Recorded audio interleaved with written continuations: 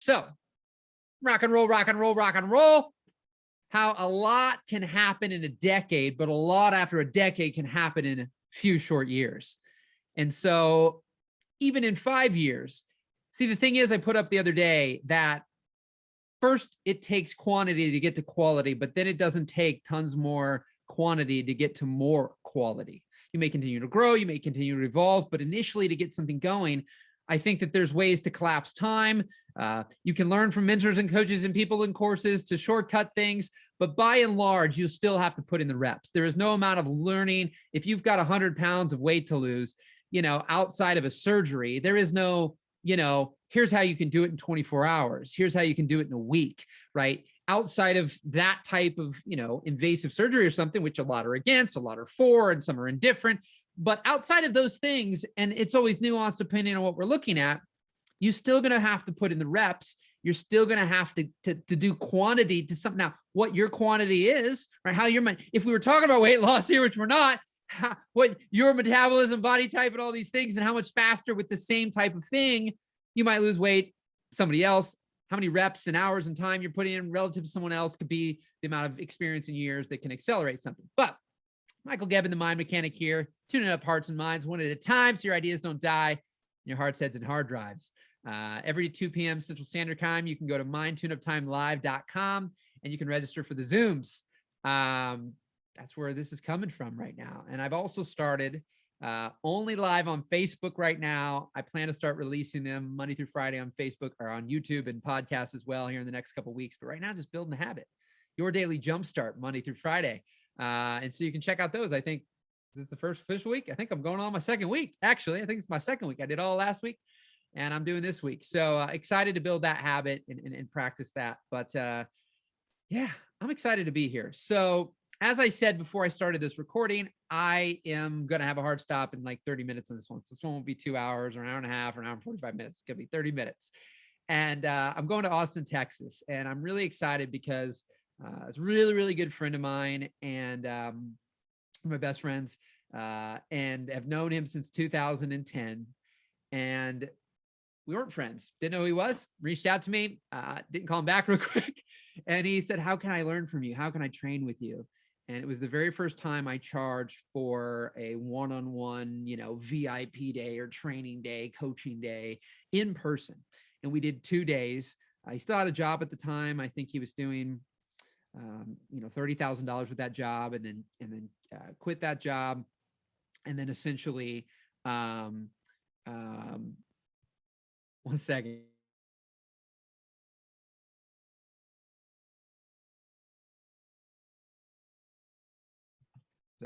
If you're mouth readers, you can see what I said. I just had to yell louder, so I didn't want to, the microphone, somebody's calling me. I just want to make sure they get taken care of and there's nothing that I must take the call. So anyways, then he got to, I don't know, $40,000 to $60,000 over the next 12 to 18 months. And then from there grew and we kept in touch and became really good friends. And then in the last few years has grown exponentially because ultimately I don't even know, probably could ask him that, but for 4 or 5 years, just kind of hit a plateau and was bringing the same amount of revenue. And it was the, if you want something done, you do it yourself type of mentality and type of attitude. And then, we had a talk a few years ago and had, he had a number of things going on and was even trying to do an Amazon business and all these random things. And then we just got crystal clear on a vision and a goal.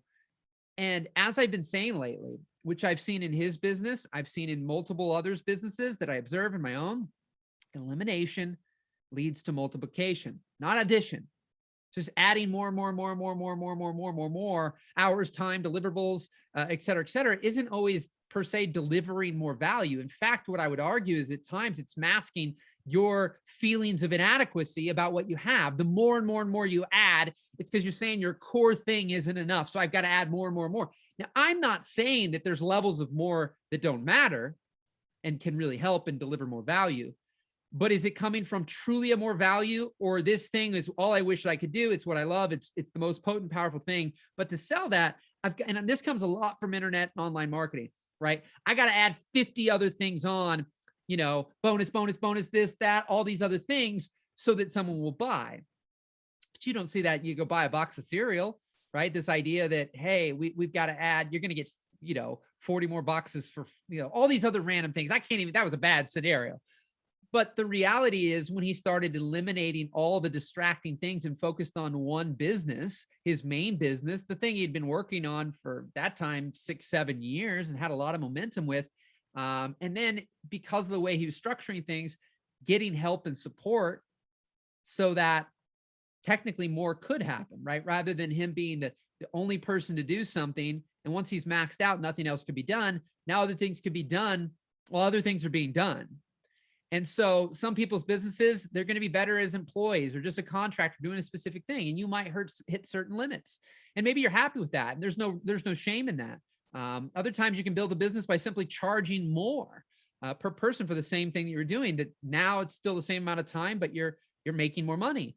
And other times it will take, delegation, collaboration to be able to help you grow. And so it's been incredible to see the full journey over 10 years, because I've seen my own journey and, I know of people and you hear about their journeys, but in this coaching, speaking, inspiring, encouraging, motivating, jumpstarting, mind mechanicking, world that I've been in, it really had an official start. I mean, there's people I've known for a long time and things, but like an official, there's a transaction. This is some form of business that I'm doing my thing with, that you're experiencing every week on these Mind Tune Up times. And if you're a private client or do some other coaching with me, that you get to experience outside of these calls. And so to have, 10, 11, 12 years now pass is pretty incredible, because we live in a very instant world. And so, at times, all we see is what is. And I know in the coaching world, it's so at times intangible, this aspect that, unlike a video, I can run around with my camera. I can even hit play on the back of my camera. I put it in my computer and I can edit, right? Some of you, maybe you're artists, but if you're working in more of the intangible, there's nothing necessarily physical to see, right? You talk to a person for a while, do your thing, like on these. I do my thing on here. I work with some people one-on-one from time to time, and there's no other physicality per se. Sometimes we see people when we're working on them, you can visually see them. You see them kind of like, yeah, I don't know. It hasn't been working out and I've been trying and this and that. And then you see this shift and they stand a little taller and they're smiling and there's this not, but like a relief. And you can see that. But as I've brought up the backwards bicycle story many times, the kid had been riding, it's normal bike. Kid was riding the bike for normal bike, but you turn left, it goes right, it goes left. I got to remember there's new people sometimes. But you turn left, it goes right, you go left. Everything else is normal. This son, who was 6 years old, been riding a bike for 3 years with daily practice, was able to ride the bike in a few weeks. The dad in his 40s, wasn't a, intellectual. I don't know this every time I get on it, but our brain is built to have things that it's like riding a bike, right? We say that because we don't want to have to relearn everything every day, like walking and talking and opening our eyes. There's things that we don't want to have to relearn how it works, what we're seeing, what we're doing. So it's the bike. So even him, it took 9 months of daily practice to be able to ride that bike. And so what is that for you, where there's that daily practice, right? Where you do something, you get something, you're excited about something, but the shift is no more than intellectual right now. It's not embodied. And that's where your daily jumpstart. What is that for you? You set New Year's resolutions, these things. And again, it's very intellectual. It's not shifting our being. It's like, oh, on January 1st, this is what we do. It's like habitual for most people. This is what we do on January 1st. We set some kind of goal, dream, resolution, whatever, and then we start working towards it, right? That's probably the biggest date of any date in the entire year of people starting in sync, whatever it is that they're doing, not all the same thing, but starting something. And because where people come from for that, most times it's very just intellectual. This is the date. It's habitual. This is what we do on this date. We start something. We pick a goal, a dream, lose some weight, start my business. But because it's so intellectual and you haven't shifted your being, you just start doing from the same person that you've been. Then you do this for 2-3 weeks, a month, month and a half, and then some stuff happens and, life happens. And now you haven't really, like that bike, you understand, okay, it's a backwards bike, but I don't know how to ride it yet. So you practice. Now, boom, becomes habit. Now you can ride that bike, right? It's the same thing with setting these goals. You've just intellectually got it. People get some coaching, they get some help, they get inspired by a YouTube video, and intellectually you get it in the moment, but now it takes the daily practice.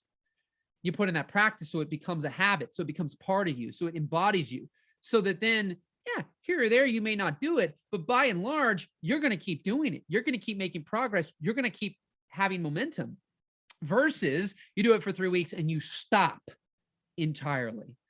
Whole year passes. I got to get that thing going again, man. But you don't need to wait 9 months, 10 months, 11 months, 11 months and, 28 days. You just pick back up. And I think that that's where, again, I put this thing up the other day about a baby falling versus failing.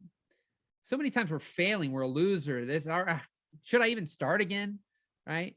You get back in those patterns that you don't like, you don't want, that are disempowering, that are not enjoyable. And so you've got to recognize what things in your life do you say you know, and you may know, and you were very intellectual about, but do you live it? Do you breathe it? Do you embody it?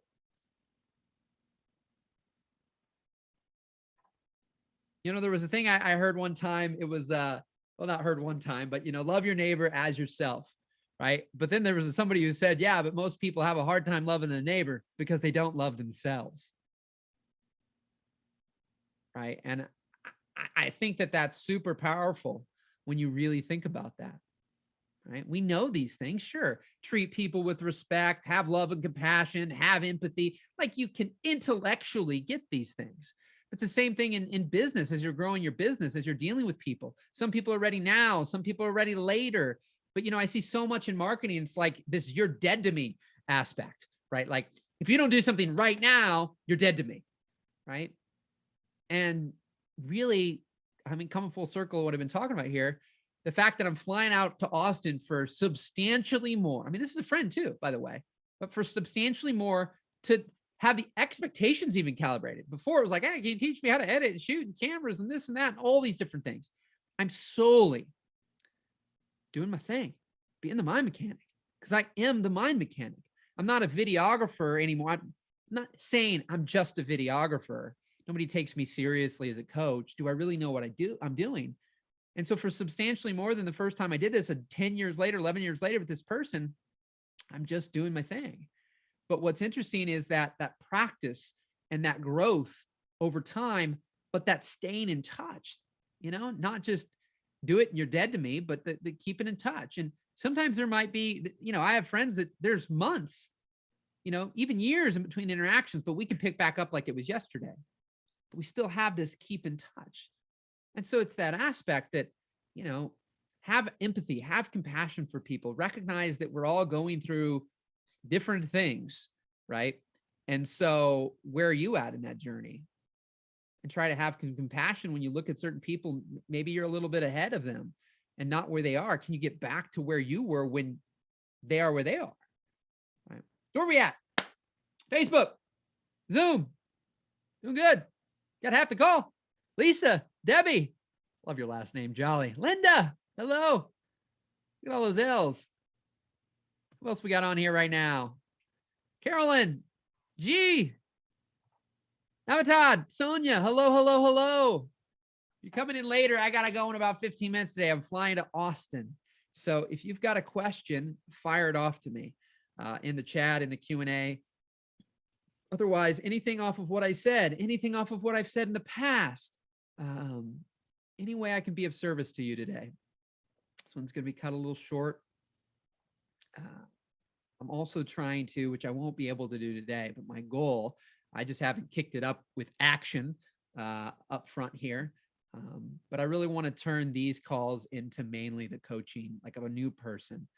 I'd love to do, 1, 2, 3, just depends on timing and things, but new people every week on this call and coach someone brand new. I reserve overall ongoing, not repetitive, but ongoing coaching for my paid clients. But I want to be this as a give back. I love doing it, and I know people can learn from it. And so, but I want to do that because I'm doing these Your Daily Jumpstarts now, and those are getting a version of my preaching and teaching out. So I really want to make sure that we get new people here every week. And I'm going to start working on that in the coming, weeks and months, so that this turns into a call on Tuesdays. That's a, new person to help them tune up their mind. When I hear you, I can help you. And so if you know someone or you haven't had it yet, let me know. And yeah, if you're on Facebook, give it some likes and love, give some comments there. No matter what it is, it helps more people see it, right? If people just kind of observe and listen, Facebook's like, yeah, that's a metric. But if they like, they comment, they interact, that always helps too. So if you're on Facebook and you enjoy this, you get value out of it, definitely leave some love over there. And of course, all of you on here, the replays are uploaded usually by end of day Thursday on YouTube and podcast. And there's show notes below that, so you know where things happen. But anything, I might stop here a little early. I'm excited. It's got a few things I got to do. I pretty much got everything ready, more prepared than typically I am. Where we at? I'm here. Been really good at building this habit. I think we're on load about half. I think we're at 14, 15. I think I'm close to 25 to 30 of these mind tune-up times. I don't think I've at this point in time skipped a Tuesday yet. So we're getting on over half a year of doing these, and been having a blast. Some of you have been here a long time. A lot of you were already working with me on Thursdays as well, and have had the assessments taken and different things. Any hints for when life happens in a truly traumatic way? A really bad event happened in my neighborhood 4 weeks ago, and I'm really struggling to focus on getting back on track. So there's two things going on in that question, right? Were you like, some people say that and something's happening clear across the world with people they don't know, and it's a like world traumatic event that, unlike the pandemic, it's something that because of technology everyone knows about. And sometimes people are like deeply affected by somebody they don't know, and they go on their Facebook news feed. Now this is in your neighborhood, right? But like, what's that dynamic there? Because I'm not trying to say something is or isn't traumatic and then how you should deal with your feelings, but like, I believe that we all have our different reactions. So that's a whole thing in and of itself, right? Man, yeah, wow.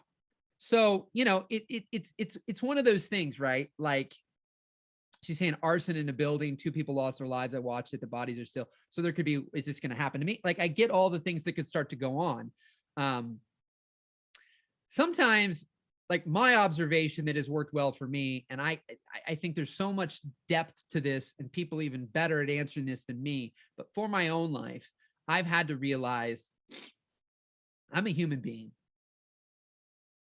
right? Like, I'm not sitting here trying to be a robot. I'm not trying to preach, be a robot, have no feelings, be a sociopath or something. I'm simply saying that experience life, all that life has to offer you, give you, where you're at, where you live, what happens. This person says this, they say that, et cetera, et cetera. How long we choose to experience certain emotions, I believe, are on, by and large up to us. So take grief, for example. I think next Friday, my wife said our little man Bauer, meant the world to us, was almost 14 years old, passed away. It's still going to bring up some emotions, because emotions of joy, but 6 months leading up, he had lymphoma, and it was, from like just dealing with him and seeing him, just kind of wither away. That was extremely difficult. And we stayed very optimistic during that time. And we didn't really fully release in a big way until he actually passed. And everybody deals with grief differently. And we bawled our eyes out, off and on for probably a few weeks. In this particular type of grief, like death and somebody close, it's very important. It is my firm belief, because I've had it happen, gratefully right now, not that many times in my own personal life, but people who were very close to me, some very sudden, some, like my little man. And I just have a firm belief that no one would want us to suffer. There's a lot of probably fear-based around yours, Debbie, versus like, fear can creep in when somebody passes away or something. And I think there's been a lot of things happening that we can point at that. And so you can do whatever you choose to do with those things. They can serve you moving forward, or they can continue to cause you pain and suffering. And so for me, I choose to let full emotions out, cry at times, be angry, be sad, and experience things in those moments. And then some things need a little bit more time, but then how much? That's all up to each individual person. But I think wallowing in something, and what's that time period? Is wallowing, could it be 3 days? Somebody could tell you it's less than 24 hours, right? Other people could tell you it's 2 weeks, 2 months, 2 years. I don't know. I know for me, I think it'll be a person by person, thing by thing scenario, but I recognize that I still have a choice, right? That I can shift, that I can pivot. And it doesn't mean that I love that person or that thing any less because I'm not crying and quote unquote emotionally suffering every day. But rather it's a version of celebration. Like that person would want me to celebrate life, live life to the fullest, right? And so there's that aspect that for me, I have a firm belief in that no one close to us would want us to suffer. So when things happen, the problem is when people have traumatic events happen, they repeat the traumatic event in their life over and over and over and over and over again. And from my limited knowledge about PTSD and things like that, but my observation is that people have all sorts of traumatic things happen. Some, if you're going to judge them, some are worse than others. But if we just leave it neutral and call it trauma and something that really affects you, the thing is, it's the repetitive nature of thinking about it, speaking about it, talking about it over and over and over again, that you're reliving it. It's not technically happening, but it is. It's happening in your mind, which you talk a lot about imagination, right? Whether you're going to have an amazing future of all the things you could ever dream of, or you're going to have a horrible future with all this pain and suffering and difficulty and challenges that just is not exciting. Both of those are imagined and no more real than the other, right? Right now, all that's real is right now. If you're listening live, you're listening later. This right now is all that is real. And when we use our imagination to imagine what bad things could happen to us or what great things could happen to us, neither are true or false. But what's likely to become more true is what we do think and speak about all the time. And so things are going to happen. You're likely to have natural human reactions that you have almost zero control over at times, unless it's something practiced or it's happened so much that now it's like you're numb to it. But you're going to have these natural human reactions. And you get to experience that. I mean, releasing all that, those tears and things were so helpful versus like, got to get back to work. You're right. This old alpha way of thinking, no time to cry, no time to be sad, got to get back to work. And I think that people suffer by holding things in and holding tensely and tightly onto things. And so it's about releasing those things. And so for me, I recognize I have a choice every single day, whether I want to suffer, be in pain. Physicality is one thing, but mentally is a completely different thing. And mentally, a lot of times we have a lot more control over than we have physicality. I'm not here to talk about physicality of pain. I'm here to talk about mental pain and suffering. And I believe that most, not all, is in one's imagination. And we need to experience life and the fullness of it and the emotions of it. But then we can make a choice to shift, right? Yeah, good.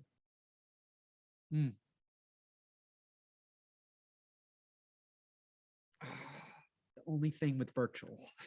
Debbie, I'm giving you some love. You feel that? I'm sending you that love right now. You specifically. I do believe more than ever in my entire life that we are all one and we are all connected.